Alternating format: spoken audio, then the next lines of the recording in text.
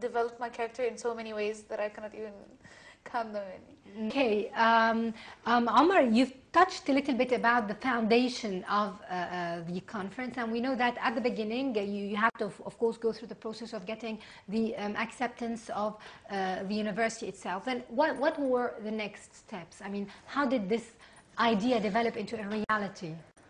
Actually, the thing that gave ASMUN a good reputation to the doctors and to give us our support was mainly that we had like an association with the UN Information Center Cairo office, and it was represented and directed by Mr. Maher Nasser, who had a visit with the Faculty of Law Dean, and this is what gave us some of the trust that the university could offer us. The second problem, like, we had the approval to go on with such activity, despite that at the beginning the doctors wasn't that convinced with the idea of the activity to be simulated in that way, because it used to be simulated from the early 90s in the university, but through the doctors is taking 60% of the activity. They are moderating the conference. They go through all the academic material. They choose the academic material. And here the student was more like he's attending a lecture more than he's attending a student activity.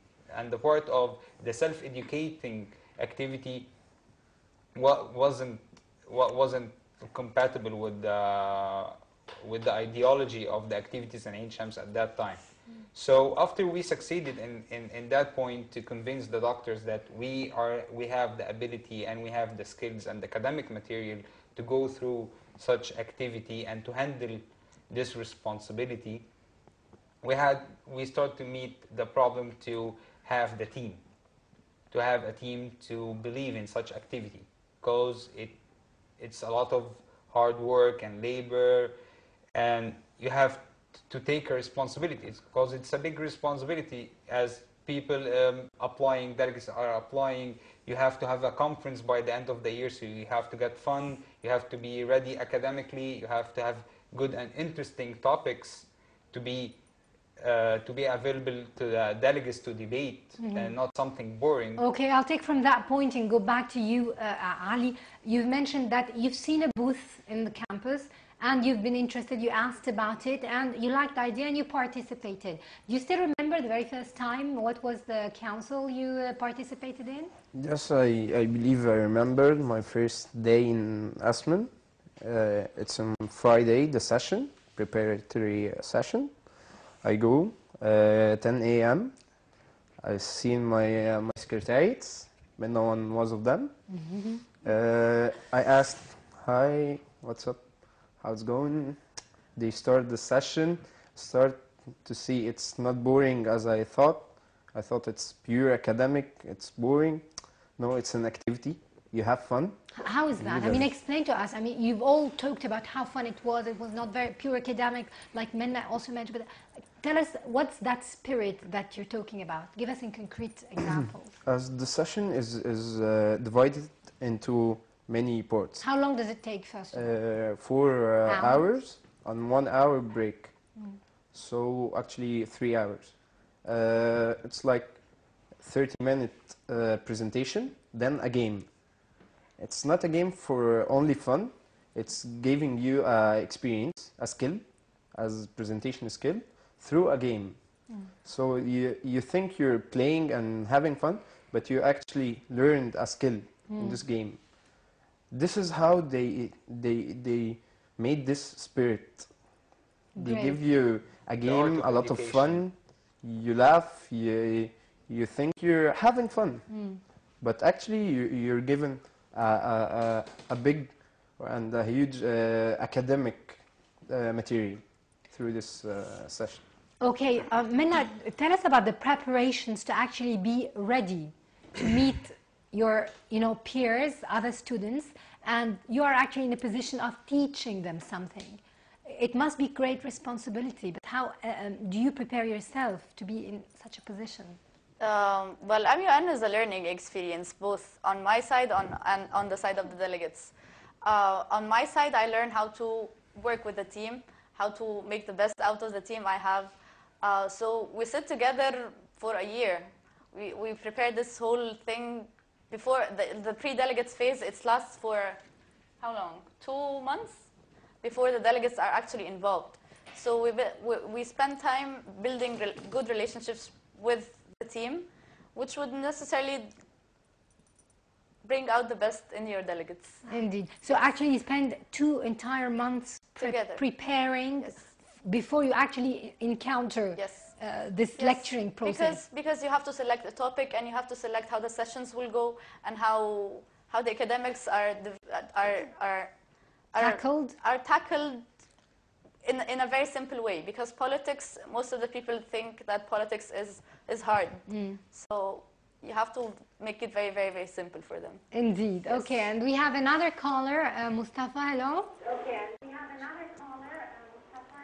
Hello, I'm Mustafa Shah. Mustafa, would you please turn down the volume of your television set and Okay. to listen to us from your phone set, please? Okay. First of all, hi, I'm Mustafa Shah. I'm the Director of Security Council, ASMUN 2010. First of all, I'd like to say hi to all your guests. Actually, all my friends, Ali, Minna, Nina, and Omar. What I like to say is that maybe this is a good chance to thank all the guests here for all the effort they exerted this year, all the help they offered, all the dedication they showed for ASMUN, for a students' activity that turned out to be one of the most successful experiences that anyone can get in his life. This experience can enrich anyone's skills. I believe that the collective effort been shown by all of your guests and the other secretariats and the other organizers as well helped ASMUN this year to come to this dream to come to true. When I sat back after 1 month of finishing ASMUN, I see that maybe this experience has enriched the lives of most of the delegates who came and attended the sessions this year. So on behalf of the Security Council delegates, I'd like to thank all, especially Nina, Minna Tariq, and of course Ali Galal, my Honorable Secretary General, and Omar Khaled, of course, for his effort also. So thank you all. I thought this would be nice to make it on public, but thank you very much. Thank you. Okay, thank you, Mustafa. I want to ask you something, though. Okay. Okay, sorry, he's out of line, but at least he sent you a thank you note, and that's very appreciated indeed. Because we were talking about the preparations underway with the secretariats and how they actually get prepared for this very important mission and responsibility as well. But I guess you guys have all been part of this high board, so to speak, right? Manna, you've been...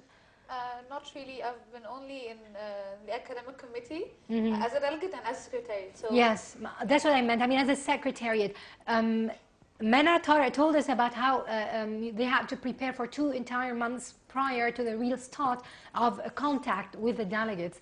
I wanted to know, do you go through specific training maybe? Do you read a certain guide on how to deal with people, how to manage groups, how to teach a piece of information to others? yes, of course, we go through trainings, session handling trainings, how to interview the delegates, and also preparations that the secretary takes on behalf of himself is they should start reading the news on a daily basis in order to know what's going on, because it's not only teaching the delegates our topic or our theme, we're trying to let them know what's going on every day. So it's a mix between self-tutoring and receiving trainings. Okay, it's like she said, it's a two-way training, learning experience. All right, we have another caller. Tariq, hello? Hi, this is Tariq Al-Shabini. I was a delegate in the Human Rights Council at ASMUN 09, and I also participated in ASMUN 010 as in the DA third committee. And I would just like to say that for me, ASMUN wasn't an academic experience at all. It was pretty much a social experience. I met most of my friends, my recent friends, in ASMUN, and I study engineering, so I have nothing to do